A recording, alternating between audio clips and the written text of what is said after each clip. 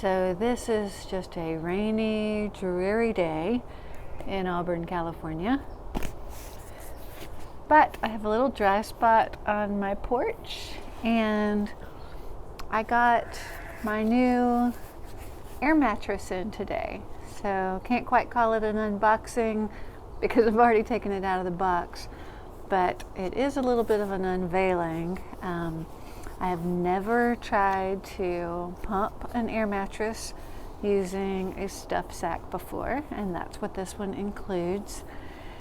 And I'm really hopeful that this turns out to be awesome. It's already way smaller than I thought that it would be. I mean, holy cow. And it weighs, let's see what it weighs. I actually weighed it on my little thing, but I don't remember what it said. 16 ounces. So this is 16 ounces and this little, and it has an R value of 7. It's got down in it, and it is supposed to be ridiculously warm. So I'm really, really hopeful that I like it. As you know, I had a climate pad, and I had high hopes for it. Had every intention of going with it, and it just would not stay inflated in the cold. Could not detect a hole. It just seemed to be the cold that was deflating it. So I really can't risk that kind of failure on the trail. So I am going with something else. I hope I really like this because I pretty much destroyed that cardboard.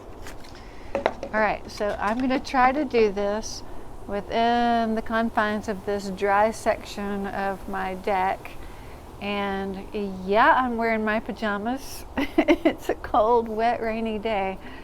So I didn't even brush my hair for you guys. I figure this is trail authentic. All right, so let's see what we have here. So this comes out. I kind of wish that they would make these little storage sacks larger than they need to be, because they're always such a pain to get back in. But I understand that probably helps us keep it as small as it can possibly be in our packs too. So I should probably thank them. All right, so here is the stuff sack, which actually is waterproof, and it can be used for other things in my pack during the day as a stuff sack, as a waterproof stuff sack. But it's to help inflate my pad. I'm really curious about that, and I hope I won't make a dorky mess of attempting it. All right, so this is the Exped Winter. I think it has a UL in there, ultralight. No, it's the DownMat HL Winter Medium. So to be very specific, that's what this one is. And it's got a contoured shape to it. As you know, I have a tapered sleeping quilt, so I figured why not have a tapered sleeping pad, since I can't possibly expand beyond that. Might as well make the most of that weight savings. This is treated with a texture that will help keep you from sliding off of your pad, which I really like. And it doesn't seem to be real crinkly either. So, all right. It's 72 inches long, which is the same length as my sleeping quilt. And I'm just gonna kind of wing it on this without knowing a whole lot about how it's done. I think the knee bone's connected to the leg bone. This goes onto this until it snaps. And then you come down here. I actually tried one of these party couch things at the beach one time, where you're supposed to swoosh them and fill them with air and then roll them up, and it's supposed to make a nice couch. That was a horrible failure.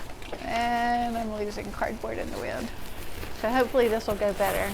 So already I've got more air in here than I had in that couch.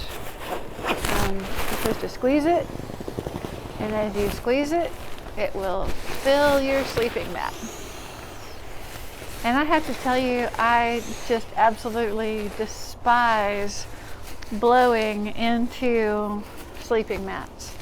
So they say that's especially hard when you're at high elevation and you don't have great breathing anyway. So I'm sure you can do a better job of getting more breeze in here. Mother Nature's going to help. She's giving us lots of wind.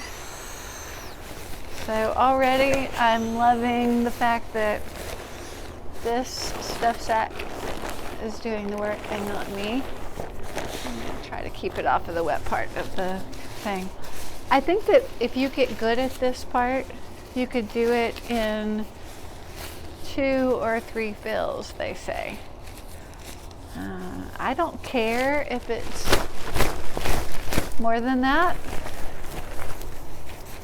because I'm not having to breathe or get exhausted. So if I'm just sitting here and chatting with you or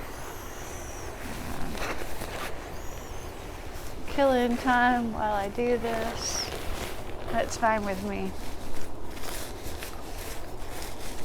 And my husband and our buddy Scott will be with me in the Sierra, so I could be shooting the breeze with them while I blow up my air mattress.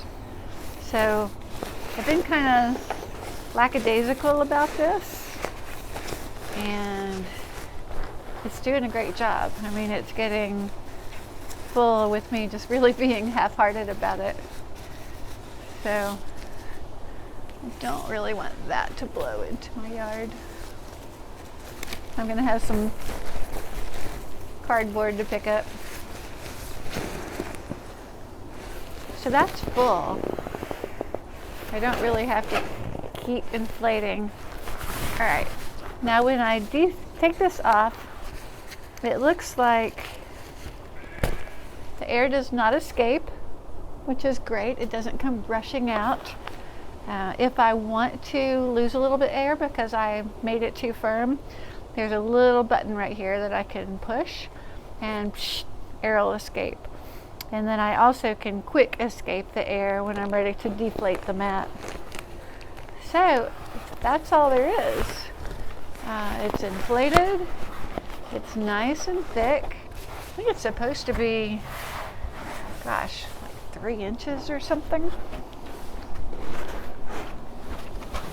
So as you can see, well, you can sort of see, here are the edges of the mat.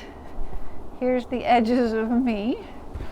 There's not an awful lot of excess room on the sides. It is inflated more here and here than it is in the middle, and that's to kind of collapse me toward the inside so that I sleep comfortably in the middle. That's why the baffles go this way instead of that way. So, let's see what I think.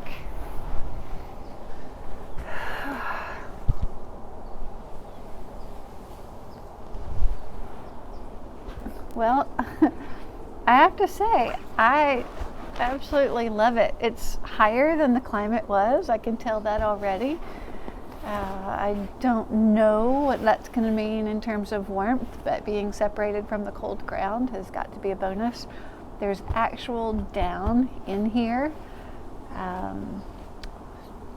that fluffs when you inflate it, and R factor of 7, that's even in the new rating system, where they're trying to get this uniform system across all sleeping pads, sleeping mats.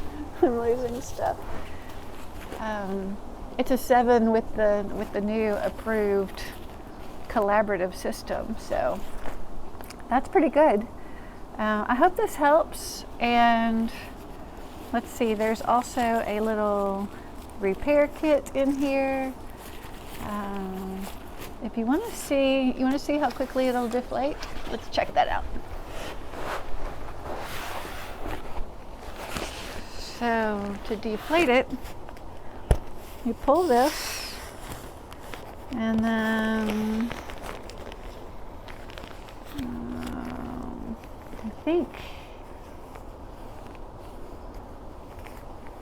think there's something else that I can do. I'll have to read and look and see, but anyway, that's coming out super fast. So I think you can actually prop this thing open somehow so that it just whooshes the air right out. But as you can see, even going this way where I'm holding it in, it's going really, really fast. So this is not going to be an arduous, uncomfortable process on the trail. Just imagine it's 4 a.m. and getting up to go hike while the snow is still crispy and firm. Not super noisy for any other campers who might be around, unless I'm talking in a mic. So, hope that helps. For me, so far, it's a win.